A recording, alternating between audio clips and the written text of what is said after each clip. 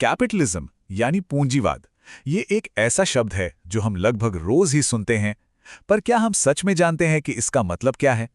असल में ये वही सिस्टम है जो हमारी पूरी जिंदगी को कहीं ना कहीं कंट्रोल करता है। हम क्या खरीदेंगे, कहाँ काम करेंगे, हमारी दुनिया आखिर चलेगी कैसे? तो चलिए आज इसको थोड़ा आसान भाषा में समझने की कोशिश करते हैं। जरा सोचिए, एक ऐसा सिस्टम जिसके एक तरफ तो है रॉकेट्स, नए नए स्मार्टफोन्स, मतलब कमाल का इनोवेशन, और दूसरी तरफ अमीर और गरीब के बीच एक गहरी, बहुत ही गहरी खाई। अजीब है ना? यही तो वो पहेली है जिसके बिल्कुल सेंटर में बैठा है कैपिटलिज्म। तो चलिए इस पहेली को सुलझाते हैं। शुरुआत करते हैं सबसे बेसिक सवाल से। आखिर ये पूंजीवाद है क्या चीज? इसकी पूरी मशीन चलती कैसे है? बिल्कुल सीधे साधे शब्दों में अगर समझें तो कैपिटलिज्म एक इकोनॉमिक सिस्टम है, एक खेल है समझ लीजिए। इस खेल में बड़ी बड़ी फैक्ट्रियां, जमीन, कंपनियां, ये सब सरकार की नहीं होती। ये होती हैं प्राइवेट लोगों की या प्राइवेट कंपनियों की। यही इसका सबसे बड़ा, सबसे जरूरी नियम है, प्राइवेट ओनरशिप, यानी निजी मालिकाना हक।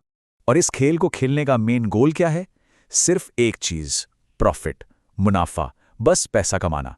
यही वो इंजन है जो इस पूरे सिस्टम को धक्का देता है, आगे बढ़ाता है। अच्छा, तो सवाल यह है कि चीजों की कीमत, प्राइस, कैसे डिसाइड होता है? इसके लिए मार्केट में एक तराजू है। सोचिए, एक तरफ रखा है सप्लाई, मतलब कोई चीज मार्केट में कितनी अवेलेबल है, और दूसरे पल्ले पर है डिमांड, यानी लोग उस चीज को कितना चाहते हैं, कितना खरीदना चाहते हैं। जहां पर ये दोनों पल्ले बैलेंस हो जाते हैं ना, बस वहीं उस चीज की कीमत बन जाती है। ओके, ये सब तो हो गई थोड़ी थ्योरी, किताबी बातें, पर रियल लाइफ में इसका क्या? हमारी सोसाइटी पे इसका असर क्या पड़ता है? चलिए अब इसके असर को देखते हैं। देखिए, ये एकदम चेन रिएक्शन जैसा है। समझिए, जब कंपनियां आपस में कंपीट करती हैं, एक दूसरे से मुकाबला करती हैं, तो क्या होता है? वो बेहतर से बेहतर प्रोडक्ट बनाने की कोशिश करती हैं, और इससे जन्म लेता है इनोवेशन। इसका सीधा फायदा किसको मिलता है? हम लोगों को, कंज्यूमर्स को। हमारे पास चॉइसेस बढ़ जाती हैं। और इतना ही नहीं, जो लोग मेहनत करते हैं, जिनके पास नए आइडियाज हैं, उन्हें आगे बढ़ने का, अपनी वेल्थ बढ़ाने का एक मौका मिलता है। सिस्टम उनके एफर्ट को रिवॉर्ड करता है। तो चलिए अब इसके फायदों को थोड़ा और डिटेल में देखते हैं। आखिर ऐसी क्या बात है इस सिस्टम में कि दुनिया के ज्यादातर देशों ने इसे अपनाया हुआ है? इसके फेवर में कई बड़े सॉलिड आर्ग्यूमेंट्स हैं। सबसे पहला तो है इकोनॉमिक ग्रोथ। जब बिजनेस बढ़ता है तो जॉब्स भी क्रिएट होती हैं और वेल्थ भी। सिंपल। फिर है इनोवेशन, जैसा हमने पहले बात की। कंपटीशन के कारण हमें हमेशा नई टेक्नोलॉजी, बेहतर सर्विसेज मिलती रहती हैं। एक और बहुत बड़ी चीज है फ्रीडम। अपने हिसाब से करियर चुनने की आज़ादी, अपना बिजनेस शुरू करने की आज़ादी, अपना पैसा जैसे चाहे खर्च करने की आज़ादी। और आखिर में आती है एफिशिएंसी, मतलब रिसोर्सेज वहां इस्तेमाल होते हैं जहां से सबसे ज्यादा फायदा, यानी प्रॉफिट मिलने की उम्मीद हो। लेकिन हर कहानी का एक दूसरा पहलू भी होता है। हर सिक्के की दो साइड होती हैं। तो अब बात करते हैं इस सिस्टम की आलोचना की, इसके दूसरे, शायद थोड़े अंधेरे पहलू की।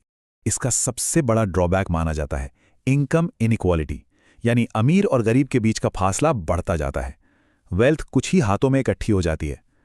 फिर एक खतरा है एक्सप्लॉयटेशन का, कि ज्यादा प्रॉफिट के चक्कर में वर्कर्स को कम पैसा मिले या उनसे ज्यादा काम कराया जाए। एक और आलोचना है शॉर्ट टर्म फोकस, मतलब कंपनियां अक्सर आज के प्रॉफिट के बारे में सोचती हैं और इस चक्कर में एनवायरनमेंट या सोसाइटी पर जो लॉन्ग टर्म असर पड़ेगा उसे इग्नोर कर देती हैं। और आखिर में वो बड़ी मछली छोटी मछली को खा जाती है वाली बात, जिसे हम कहते हैं मोनोपोलीज। जब एक बड़ी कंपनी इतनी पावरफुल हो जाती है कि कंपटीशन ही खत्म कर दे। तो ये है पूरा माजरा, कैपिटलिज्म का असली चेहरा। एक ही सिक्के के दो पहलू हैं ये। एक तरफ इनोवेशन और ग्रोथ की चमक है, तो दूसरी तरफ इनइक्वालिटी और मोनोपोली का अंधेरा। तो फिर सवाल ये उठता है कि रियल वर्ल्ड में क्या होता है? क्या कोई देश ऐसा है जो 100%, 100% कैपिटलिस्ट हो? इसका जवाब है नहीं, बिल्कुल नहीं। असल दुनिया में एक बैलेंस बनाने की कोशिश की जाती है। ज्यादातर देश, इनफैक्ट लगभग सभी देश, एक मिक्स्ड इकोनॉमी यूज करते हैं। इसे ऐसे समझिए कि गाड़ी तो कैपिटलिज्म के इंजन से ही चलती है, लेकिन उसमें गवर्नमेंट के ब्रेक्स और सेफ्टी बेल्ट्स भी लगे होते हैं। ये ब्रेक्स और सेफ्टी बेल्ट्स क्या हैं? ये हैं नियम कानून, वेलफेयर स्कीम्स, ताकि इस सिस्टम के जो बुरे असर हैं उससे आम लोगों को बचाया जा सके। और इसीलिए ये बात बिल्कुल सही है कि कैपिटलिज्म ही ये शेप करता है कि हम काम कैसे करते हैं, खर्च कैसे करते हैं और नया क्या सोचते हैं, यानी इनोवेट कैसे करते हैं। चाहे हम ऐसे पसंद करें या ना करें, ये हमारी जिंदगी की एक बड़ी सच्चाई है। तो आखिर में हम घूम फिर कर वापस उसी सवाल पर आ जाते हैं, कैपिटलिज्म फेयर है या फ्लॉड? क्या ये एक सही सिस्टम है या इसमें अभी भी बहुत सुधार की गुंजाइश है? इसका कोई आसान सीधा साधा जवाब नहीं है, और शायद यही वो सबसे जरूरी सवाल है जिस पर हम सबको सोचना चाहिए।